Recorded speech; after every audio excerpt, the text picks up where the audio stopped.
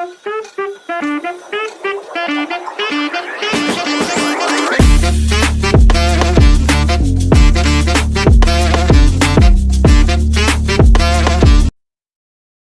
राधे दोस्तों, अब हम क्या करने वाले हैं, प्रैक्टिकल क्वेश्चन नंबर 12 सॉल्व करने वाले हैं। उससे पहले रीडिंग करते हैं। ओके, तो फर्स्ट हमें सबसे पहले नीचे देखना पड़ेगा एक्चुअल क्वेश्चन की रिक्वायरमेंट क्या है। ठीक है, अब यहाँ क्या बोला है, required when should the company replace the machine. अब यहाँ क्या बोला है कि आपको मशीन कब रिप्लेस करना चाहिए वो आपको बताना है। ठीक है, अब डाटा रीड करते हैं विच इज मोस्ट इंपॉर्टेंट। अब यहाँ बोला है A and company contemplating whether to replace the existing machine or to spend money on overhauling it. Company क्या करना चाहती है, कंपनी डिसाइड करना चाहती है या इसे रिप्लेस करे या उस पर कुछ अमाउंट स्पेंड करे। ठीक है, ऐसा करे। करंटली पे नो टैक्सेस, ठीक है, यहाँ कुछ टैक्सेस नहीं है। Replacement machine cost 90,000 now. अगर कंपनी रिप्लेस करना चाहती है तो उसे लगेगा 90,000 लगेंगे। ओके, फिर बोला है maintenance of ₹10,000 eight the end of the every year for 8 years. क्या बोला है कि यहाँ 10,000 हर साल लगेंगे। ठीक है, as a maintenance cost for the 8 years बोला है, मतलब हर साल 8 साल तक आपको मेंटेनेंस कॉस्ट लगेगी। At the end of the 8 year it would have a salvage value 20,000। 8 साल के बाद सैलवेज वैल्यू कितनी बन जाएगी, 20,000। The existing machine require increasing amount of maintenance each year. ठीक है, यहाँ क्या बोला है, जो मेंटेनेंस कॉस्ट है ना वो हर साल इंक्रीज होती चली जाएगी। ओके, आज 10,000 है, अगले साल बढ़ जाएगी, उसके अगले साल बढ़ जाएगी, मतलब हर साल उसका इंक्रीमेंट होगा, बढ़ जाएगी, ऐसा बोल रहा है। ओके, ठीक है। अब यहाँ क्या दिया है, अब ईयर दिया है, उसके बाद मेंटेनेंस दिया है, सैलवेज वैल्यू आप दे सकते हैं कि 10,000 फर्स्ट ईयर में, उसके सेकंड ईयर में बढ़ चुकी है, थर्ड ईयर में बढ़ चुकी है, फोर्थ ईयर में बढ़ चुकी है, मतलब हर साल उसका इंक्रीमेंट हो रहा है। और यहाँ सैलवेज वैल्यू दिया है। अब एक इसका दिया है सैलवेज वैल्यू। सैलवेज वैल्यू आपको ना, अगर आप 0 ईयर में बेचोगे तो आपको 40,000 मिलेगा। अगर आप फर्स्ट ईयर में बेचोगे तो आपको 25,000 मिलेंगे। अगर आप सेकेंड ईयर को मशीन को बेचोगे तो आपको 15,000 मिलेंगे। थर्ड ईयर में बेचोगे 10,000 मिलोगे।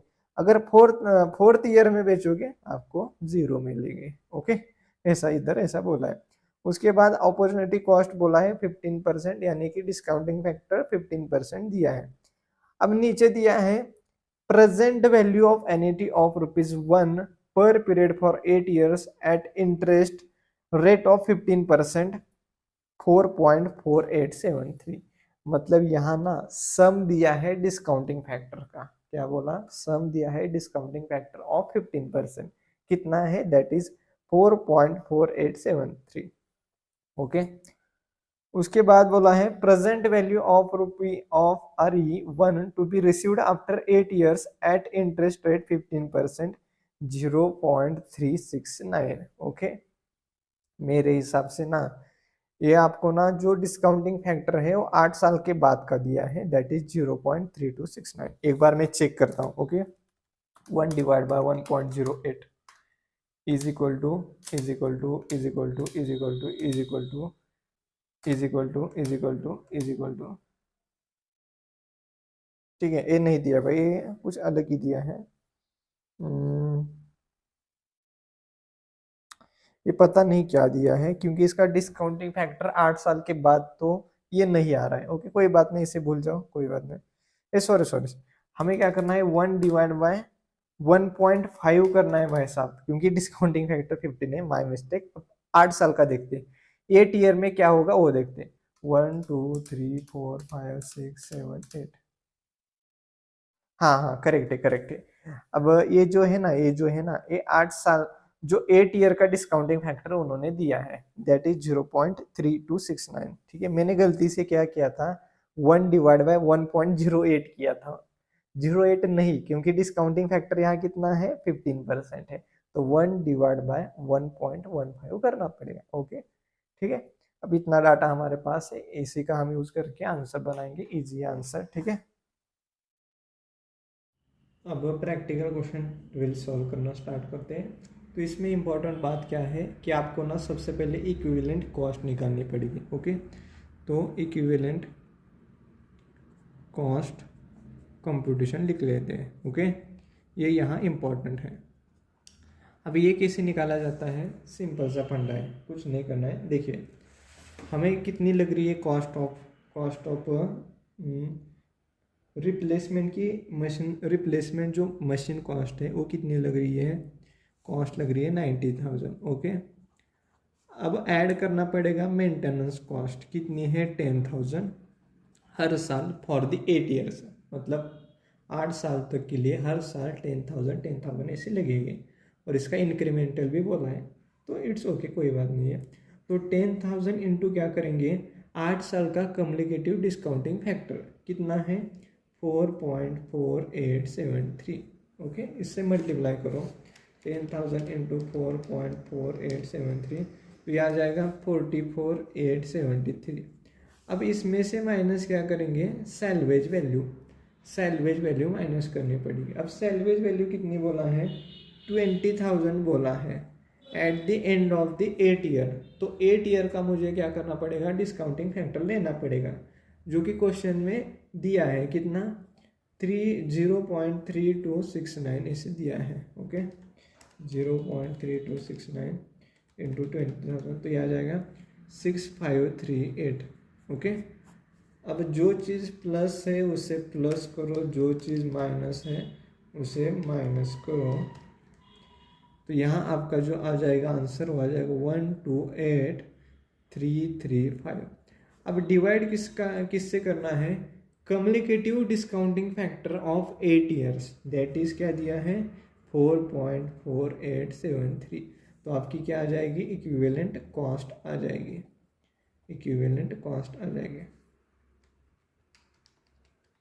तो यह आ जाएगी 28,600। ओके, ऐसे आ जाएगी। अब हमें क्या करना है, एनपीवी निकालना है, एनपीवी कंपटीशन। ओके, कंपटीशन नहीं रे, कंपटीशन। ओके, सबसे पहले आ जाएगा ईयर का कॉलम, उसके बाद आपका कैश फ्लो आफ्टर टैक्स, फिर आ जाएगा discounting factor, then after discounted cash inflow आ जाएगा, कैश इनफ्लो। ओके, ठीक है, तो लाइन मात्रा स्टार्ट करते हैं।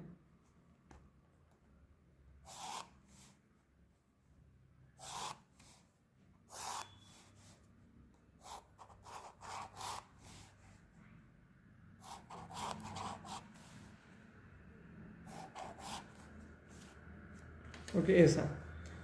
अब ना अगर देखिए, अगर मैं क्या करता हूँ, मेरी मशीनरी को रिप्लेस करता हूँ 0 ईयर में करता हूँ। ओके, तो 0 ईयर में क्या क्या लगेगा मुझे, 0 ईयर में मेरी कॉस्ट कितनी है 28,600। उसके बाद 0 ईयर में तो कुछ मेंटेनेंस नहीं बोला है, मेंटेनेंस स्टार्ट हो रहा है फर्स्ट ईयर से। ओके, तो यहाँ सिंपली आ जाएगा सैलवेज वैल्यू, 0 ईयर में सैलवेज वैल्यू 40,000। अब 0 ईयर में डिस्काउंटिंग फैक्टर हमेशा 1 होता है, तो अब क्या करना है, दिस इंटू दिस मल्टीप्लाई करो,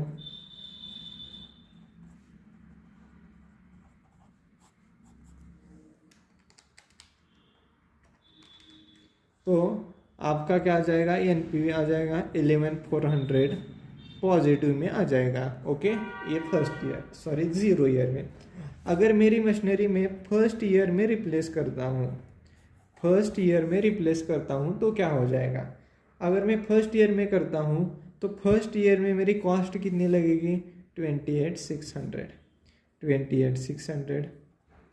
उसके बाद फर्स्ट ईयर में मेंटेनेंस कॉस्ट भी लगेगी, दैट इज 10,000।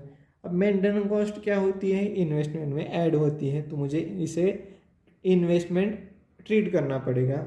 फिर फर्स्ट ईयर में ही क्या लगेगा, सैलवेज वैल्यू, अगर मैं इसे सोल्ड करता हूँ तो सैलवेज वैल्यू कितनी है 25,000। अब सिंपली यहाँ क्या करना है, आपको लिखना है फर्स्ट ईयर का क्या डिस्काउंटिंग फैक्टर 1 डिवाइड बाय 1.15, तो ये आ जाएगा 0.869869। अब इससे मल्टीप्लाई करो तो आपका क्या आ जाएगा, ये आ जाएगा डिस्काउंटेड कैश इनफ्लो।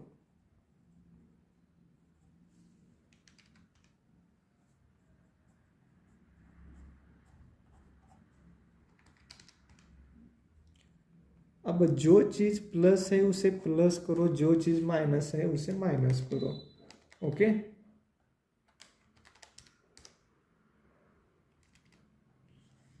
24,853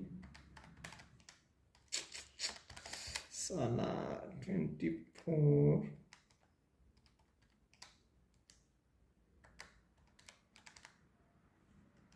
तो ये आ जाएगा 11818 माइनस में आ जाएगी मेरी एनपीवी।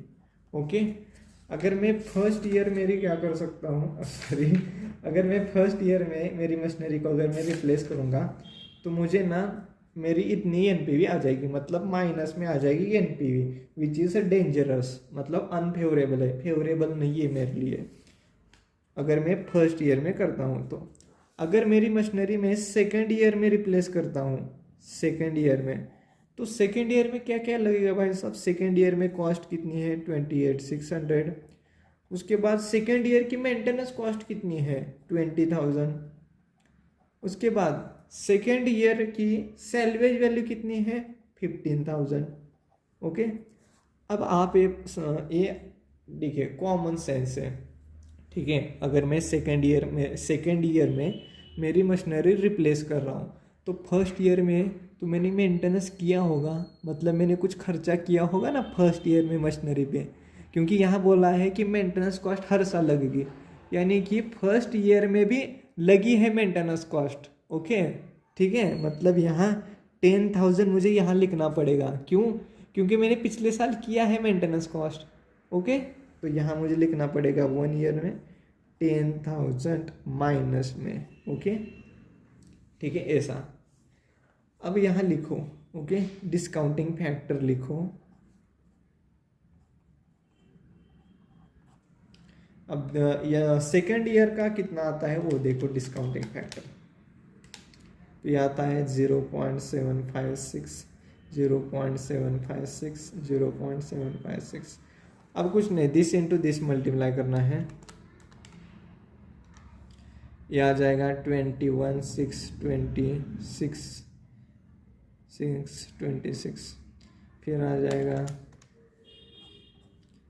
15,123, फिर आ जाएगा प्लस में आ जाएगा 11,342, ऐसे आ जाएगा। अब जो चीज़ प्लस है उसे प्लस करो, जो चीज़ माइनस है उसे माइनस करो।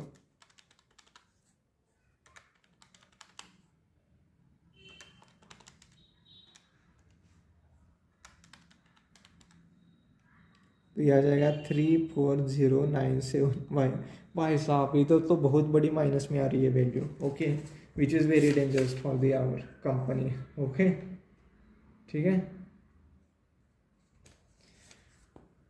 हाँ, अगर मैं मेरी मशीनरी थर्ड ईयर में रिप्लेस करता हूँ तो क्या हो जाएगा, थर्ड ईयर में रिप्लेस करता हूँ तो क्या आ जाएगा, तो थर्ड ईयर में इन्वेस्टमेंट कितनी है 28,600। ओके, उसके बाद थर्ड ईयर में मेंटेनेंस कॉस्ट भी लगेगी, कितनी है 30,000। उसके बाद थर्ड ईयर में सैलवेज वैल्यू कितनी है 10,000। अब आप ये मुझे बताइए, अगर मैं थर्ड ईयर में मशीनरी को क्या कर रहा हूँ, रिप्लेस कर रहा हूँ, तो पिछले 2 साल में मैंने मेंटेनेंस किया होगा ना। हाँ, ऑब्वियसली बात है, मैंने पिछले 2 साल किया होगा मेंटेनेंस, क्योंकि विच इज़ अ कंपल्सरी है। तो मैं यहाँ क्या करूँगा, पिछले 2 साल का यहाँ मेंटेनेंस लिखूँगा। ओके, फर्स्ट ईयर का, सेकेंड ईयर का। अब फर्स्ट ईयर का कितना है 10,000 है। ओके, और सेकेंड ईयर का कितना है 20,000 है। अब डिस्काउंटिंग फैक्टर यहाँ लिखो। ओके, अब कुछ नहीं, दिस इंटू दिस मल्टीप्लाई करो और आपका आंसर आ जाएगा। ओके,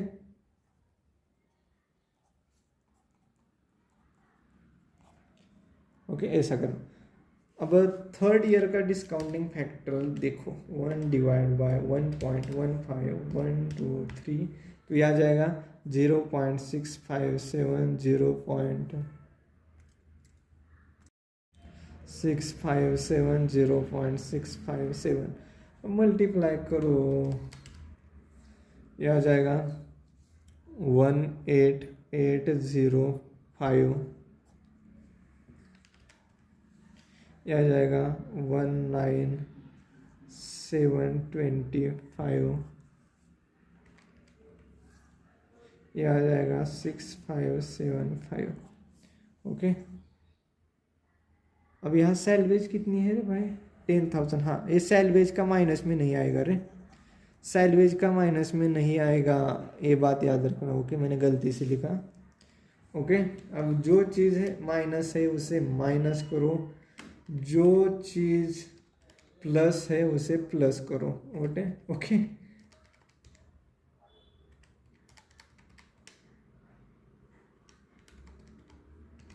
तो यह आ जाएगा 55,768 मेरी NPV आ जाएगी, जो कि माइनस में है 55,768।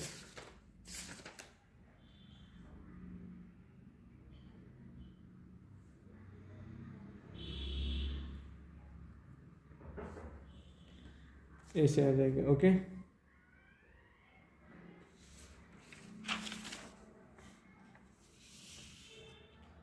अब ना 4th ईयर में देखते हैं।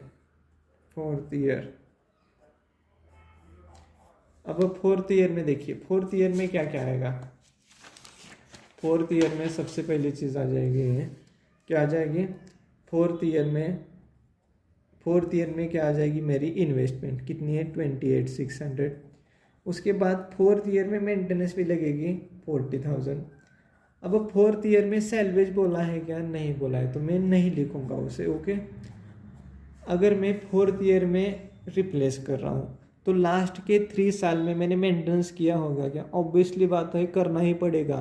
तो मैंने पिछले 3 साल में मेंटेनेंस दिया है, तो वो भी मेरी कॉस्ट में इंक्लूड हो जाएगा। ओके, तो 1st ईयर का मेंटेनेंस कितना है? 10,000। 2nd ईयर का कितना है? 20,000।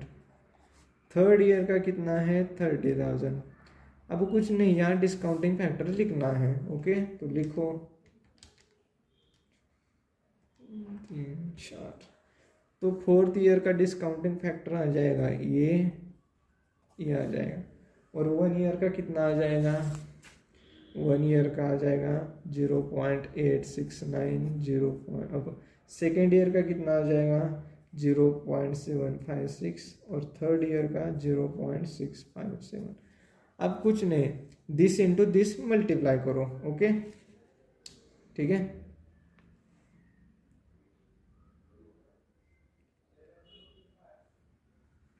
19,725 आ जाएगा ये, और 2nd ईयर का आ जाएगा 15,123 और 1st ईयर का आ जाएगा 8,690। अब इसका मल्टीप्लाई करो। ओके, तो ये आ जाएगा 16352 उसके बाद ये आ जाएगा 22,870। ओके, अब यहाँ तो सारे माइनस है भाई, मतलब यहाँ तो बहुत बड़ी वैल्यू आ जाएगी NPV की, जो कि माइनस है, जो it is not favourable for the us. Okay,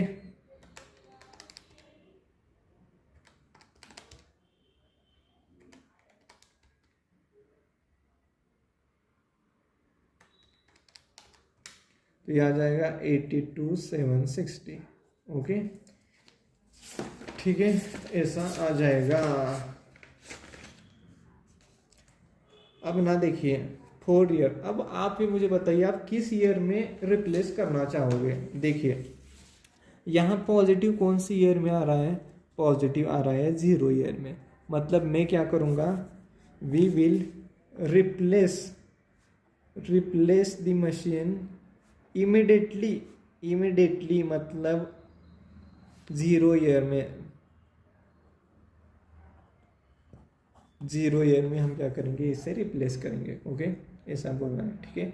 इसी तरह से हमारा प्रैक्टिकल क्वेश्चन नंबर 12 भी हो चुका है ओके, सिर्फ अभी 2 ही क्वेश्चन बचे, उसके बाद ये चैप्टर खत्म है। ओके।